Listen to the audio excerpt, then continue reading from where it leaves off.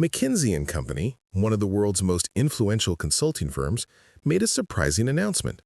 At its annual Media Day in New York, Kutcher, chair of McKinsey North America, declared that AI isn't killing entry-level jobs. In fact, the firm is planning to hire more. McKinsey already employs between 5,000 and 7,000 non-partner workers in North America. Over the next 5 years, that number could rise by 15 to 20%. For 2026 alone, hiring will increase by 12% compared to 2025.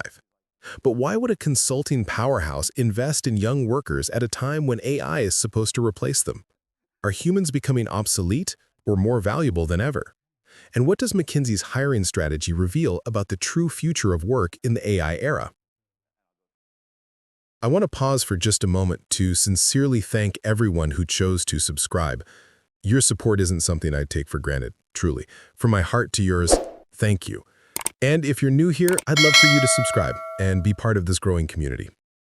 For decades, the question has haunted us: will robots take our jobs? Now, with generative AI writing contracts, crunching numbers, creating marketing campaigns, and coding software, the fear has moved from factories into offices. And Sam Altman, CEO of OpenAI, has warned that customer service jobs will be the first to go, with AI accelerating a historical rate of job turnover. Across industries, anxiety is rising. Entry-level workers who once learned through repetitive, foundational tasks feel especially exposed. But while the fear is real, the data tells a more complex story. In September 2025, the New York Federal Reserve released a surprising report. So far, AI hasn't had a major impact on the U.S. job market. Employment remains strong. In some industries, wages are even rising. And researchers note that AI tends to change tasks, not wipe out entire occupations. Instead of eliminating jobs outright, it reshapes them from the inside. But this creates turbulence. Job turnover is increasing. Career ladders are less predictable. The entry-level path that once launched careers is being redefined. Therefore, the question is not just how many jobs AI will destroy, but how the jobs that remain will be transformed. This is where McKinsey's announcement challenges conventional wisdom. And according to Kutcher, McKinsey is not scaling back, it's expanding. The firm plans a 12% increase in North American hiring in 2026 and projects 15 to 20% workforce growth over 5 years. One reason: young workers bring tech fluency.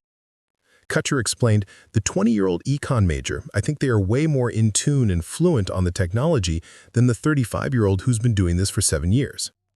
But McKinsey isn't lowering the bar.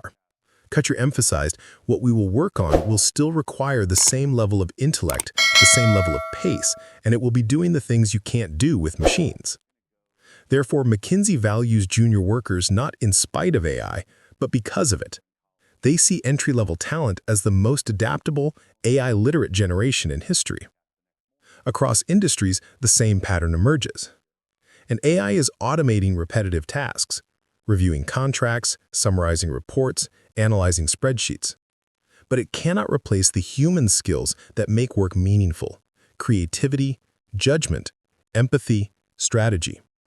That means entry-level jobs aren't disappearing, they're evolving.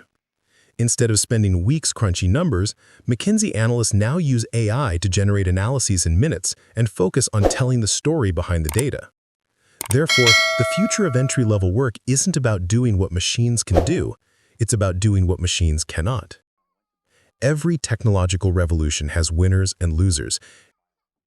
And while firms like McKinsey invest in talent, others are slowing down hiring amid economic uncertainty. Desk workers in particular report struggling to find opportunities. But McKinsey's continued campus recruiting sends a powerful message. The smartest companies won't just adopt AI, they'll invest in the people who know how to use it. Therefore, the future of work is a choice. Companies, governments, and workers must decide whether to let inequality deepen or to embrace AI as a tool for empowerment. Kutcher is clear. We're going to continue down the pathway of hiring. And McKinsey believes younger hires, more fluent in technology, more adaptable to change, are critical to the firm's future. But entry-level jobs in the AI era will demand more. New hires must be fast learners, tech-savvy, and ready to partner with machines. Therefore, the entry-level worker of the future isn't just a trainee. They are an AI-augmented strategist, blending human creativity with machine intelligence from day one. In 2025, the fear of an AI job apocalypse is everywhere. And yet McKinsey's bold move proves the story isn't just about machines replacing people.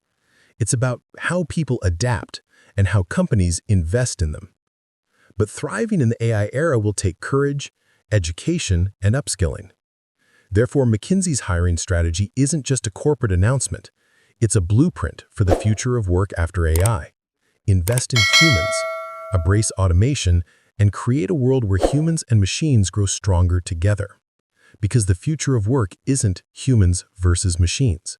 It's humans and machines.